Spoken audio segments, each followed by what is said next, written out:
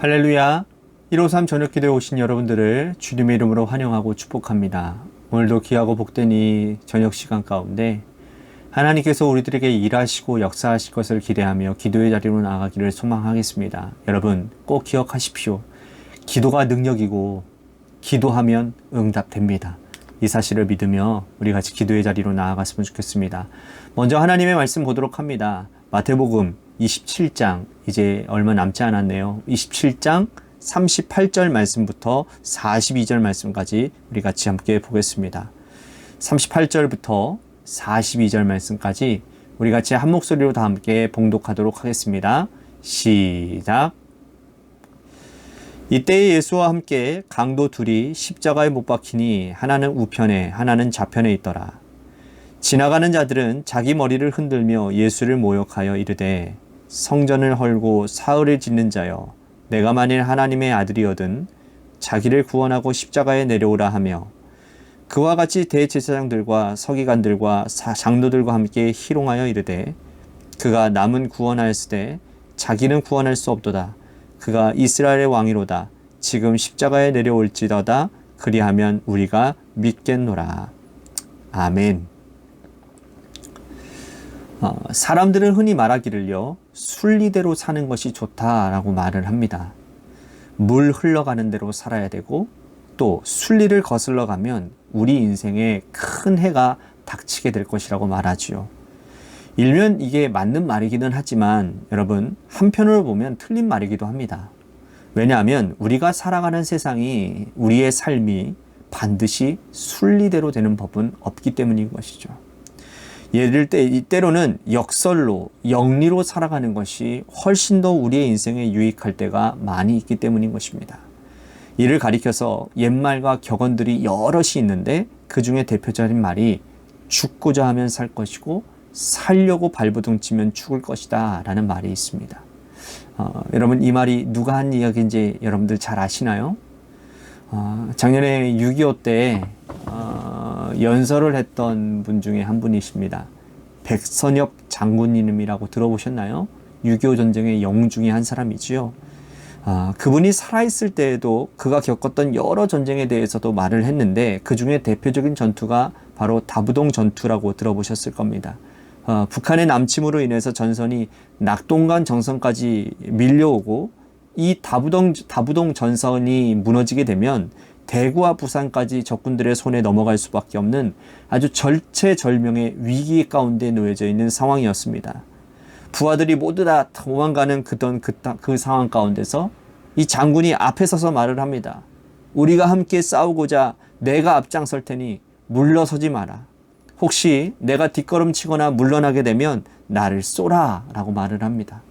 그래서 함께하는 사람들의 사기를 북돋웠고 그때부터 전세가 역전되어지고 기적적으로 다부동 전투를 승리로 이끌게 되었죠. 이러한 일화는 수없이 많이 있었고 또 그때부터 시작하는 우리나라 또는 우리의 모든 삶의 역설은 우리들의 삶을 지배하는 능력이 되었습니다.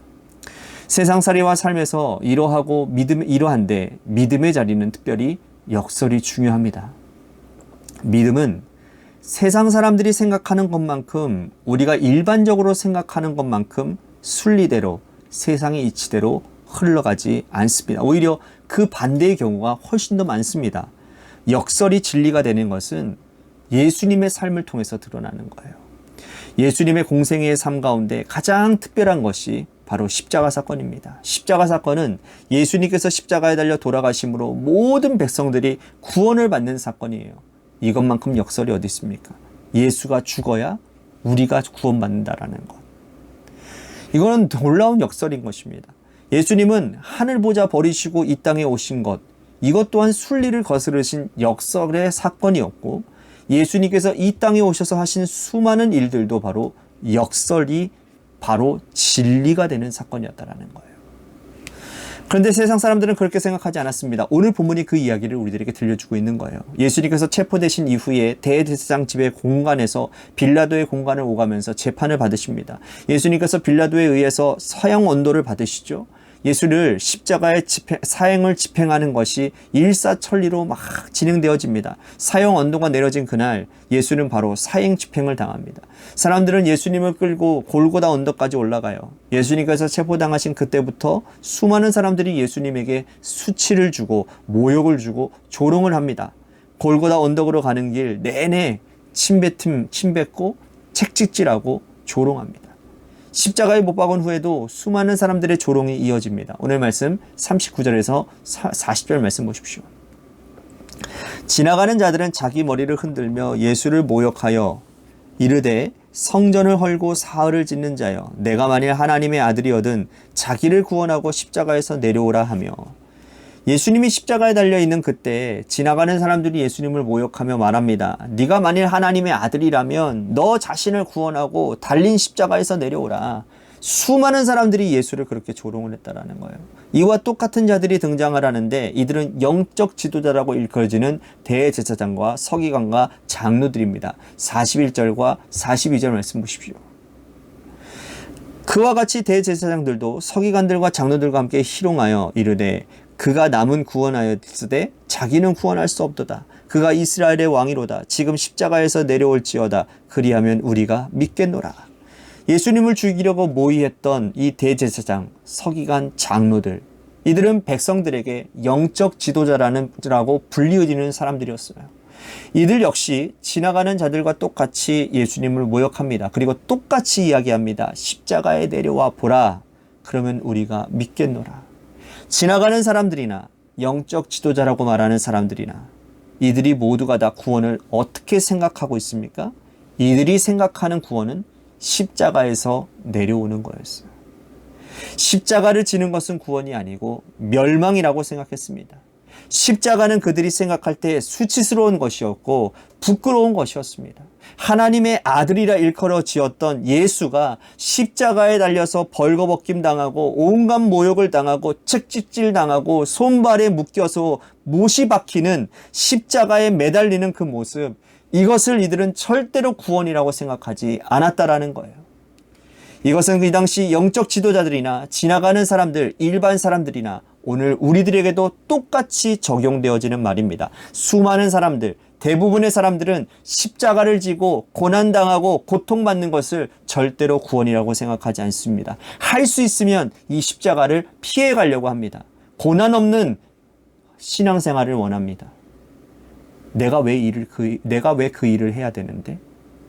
내가 왜 내 시간을 이렇게 투자하면서 이 일을 해야 되는데? 내가 이거 한다고 해서 나에게 무슨 유익이 있는데? 십자가를 지는 것, 죽는 것보다 싫어하고 부끄러워하고 멀리 한다라는 거예요. 하지만 예수님께서 이 땅에 오셔서 만약에 십자가를 지지 않고 십자가에서 이들이 말하는 것처럼 이들이 말하는 것을 들으시고는 십자가 예수님이 마음 변하셔서 하늘의 천군 천사를 부르시고는 십자가를 포기하고 내려와 버리셨다면 그때에 하나님께서 태초로부터 계획하신 모든 인류를 구원하시겠다고 하는 그 구원의 계획이 물거품이 되어버리는 거예요. 절대로 우리는 구원받지 못했을 것입니다. 예수님께서 십자가를 지셨기 때문에 사망 권세 이기시고 죄를 이기시고 부활하셔서 오늘 예수 그리스도의 십자가를 믿는 우리 모든 백성들이 구원 얻는 자리를 얻게 되었다는 것이죠. 주님의 십자가가 역설이고 그 역설이 바로 진리였다라는 거예요. 근데 예수님은 당시 지고 가신 십자가를 나 혼자 지겠다고 말씀 안 하셨습니다. 예수님이 이렇게 말씀을 하십니다. 누구든지 나를 따라오려거든 자기를 부인하고 자기 십자가를 지고 나를 따를 것이니라. 십자가를 지기 전에는 자기 부인이 필요한 겁니다. 자신의 경험, 자신의 삶의 족적, 내가 누군데 라고 하는 자존심, 이 모든 것 다 내어버려야 십자가를 질 수 있는 겁니다. 십자가를 질 때 우리는 진정한 예수님의 제자라고 말할 수 있는 거예요. 그래서 성도의 삶은요, 순리의 삶이 아니라 역설의 삶인 거예요. 매일같이 우리들에게 다가오는 이 역설을 진리로 받아들이고 이것을 십자가로 받아들이고 걸어가고 달려갈 때 우리에게 세상에서 경험할 수 없는 놀라운 구원의 영광과 십자가의 영광과 천국의 영광을 누릴 수 있는 권세가 우리들에게 주어지게 될 거라는 거예요. 이거 맛본 사람들은 이 역설이 반가운 거예요. 그런데 이거를 맛보지 않은 자들은 이 역설이 두려운 겁니다. 이 역설이 있으면 안 된다고 생각하는 거예요. 그러니 하나님의 다이나믹한 그런 역사들을 경험하지 못하고 늘 자기가 생각하는 수준의 그 수준만 머무르는 신앙생활에 머무는 거예요. 32절 말씀 보겠습니다. 억지로 십자가를 지고 간 한 사람의 이야기가 등장을 해요. 나가다가 시몬이라는 구레네 사람을 만남에 그에게 예수의 십자가를 억지로 지워가게 하였더라. 여러분, 시몬의 입장에서 생각해 본다면 나에게 왜 이런 일이 닥쳤을까? 나는 그냥 시골에 올라와서 그 유명한 예수라고 하는 사람 오늘 사형 집행당한다고 하니까 그냥 구경이라도 해봐야지. 그래서 제일 앞자리에 있다가 로마 군인들에게 붙들려가지고 그냥 십자가를 지고 가다가 넘어지고 또 넘어지니 건강해 보이는 네가 지고 가라. 그런 억울한 그러한 심정이 이 시몬에게 있지 않았겠습니까? 왜 재수 없어서 나에게 하필 이 십자가를 지게 하냐는 거예요. 그것도 그냥 십자가가 아니라 예수의 피 묻은 그 더러운 피 묻은 그 십자가를 내가 지고 가야 되냐라는 거예요. 그런데 이것이 예수님의 선택이었고 하나님의 일방적인 사랑이었습니다. 억지로라도 십자가를 지고 가는 것이 그 당시에 있는 예수를 지나가면서 모욕하는 사람, 머리를 흔들면서 예수에게 수치를 준 사람들보다 그에게는 구원의 자리에 있게 되었기 때문에 그에게는 영광이었다라는 거예요. 예수님의 십자가를 함께 지고 간 사람은 구레네 사람 시몬밖에 없었기 때문입니다. 예수님의 십자가는 그 당시에 그 자리에 있었던 시몬과 함께 공유된 십자가지 그 누구와도 공유되지 않았다라는 겁니다. 그는 그 십자가를 지고 가면서 자기 발 앞에 가고 계시는 예수님을 보았을 겁니다. 예수님 매맞고 침뱉임 당하고 넘어지고 또 넘어지는 그 모습을 보았을 것입니다. 그러면서 생각했을 거예요. 저 사람은 도대체 무슨 죄를 지었기에 저렇게 매를 맞고 저렇게 침뱉음을 당하고 넘어지고 또 넘어지는가. 그러면서 자기 어깨에 메고 있는 이 십자가의 무게도 잊어버렸을 것입니다. 구레네 사람 시몬이 억지로 십자가를 지고 가서 그것이 여러분 그의 가문에 그의 가정에 큰 영광이 되었고 나중에 사도행전에 가보면 이 억지로 진 십자가를 통해서 그 가정이 초대교회에 놀랍게 쓰임받는 축복받는 그러한 가정이 되었다라는 사실이죠. 오늘 우리에게 맡겨진 억지로 진 십자가가 있다고 한다면 그거는요 하나님 보시기에 선택하신 겁니다. 우리가 스스로 자발적으로는 십자가를 질 수 없기 때문에 우리에게 억지로라도 십자가를 메어서 함께 그 길을 걸어가고 따라가자고 강권하시는 주님의 사랑이라고 우리는 여기고 살아가야 되는 거예요. 그 십자가가 결국은 나를 구원하게 될 것이고 그 십자가를 지고 가는 우리의 모습을 보며 우리의 가정의 자녀들이 나를 아는 많은 사람들이 구원의 반열에 이르게 되고 은혜를 받는 일들이 일어나게 될 것입니다. 역설이 바로 진리가 되어지는 것이 믿음 생활이라는 사실을 여러분들 기억하시고 세상 사람들이 말하는 십자가를 지기 싫어하는 세속적 구원을 떠나서 우리는 하나님의 백성으로 십자가 지고 걸어가겠다라는 결단이 오늘 우리 기도회 가운데 일어나게 되기를 주님의 이름으로 간절히 축복하겠습니다. 또 한 가지 우리 같이 기도할 것은 주님의 교회를 위해서 기도합니다. 오늘 말씀처럼 억지로라도 지고 가는 십자가를 통해서 십자가를 지고 나아가는 그 헌신된 한 사람 한 사람들을 통해서 주님의 교회가 세워지게 하여 주옵소서. 헌신하는 자들이 교회를 이끌어가는 교회가 되게 하여 주시옵소서. 하나님의 마음을 품고 세워진 사람들이 교회를 이끌어가는 그러한 교회가 되도록 인도해 주시옵소서라고 우리 오늘 말씀과 좀 빗대어져서 교회를 위해서 기도했으면 좋겠습니다. 또한 육신의 질병으로 고통당하는 우리 성도님들을 위해서 기도하기를 소망합니다. 오늘 제가 장은주 성도님 신방을 갔었는데요. 목소리가 많이 나오지가 않더라고요. 그래서 제가 위로하고 또 말씀 전해주고 왔습니다. 그래서 많은 은혜를 받은 것 같아요. 여러분, 장은주 성도님을 위해서 기도하기를 소망합니다. 18일 날 한양대학교 한양대학병원에서 진료를 받으시고 앞으로 치료의 그런 치료 일정들을 이제 정하게 될 텐데, 모든 치료 과정 가운데 하나님의 은혜가 있게 해달라고 우리 같이 기도했으면 좋겠고요. 우정구 장로님을 위해서 기도했으면 좋겠습니다. 무릎이 많이 아프시고 허리가 지금 많이 안 좋으세요. 여러분들 장로님의 강건함을 위해서 기도해 주시기를 바라겠습니다.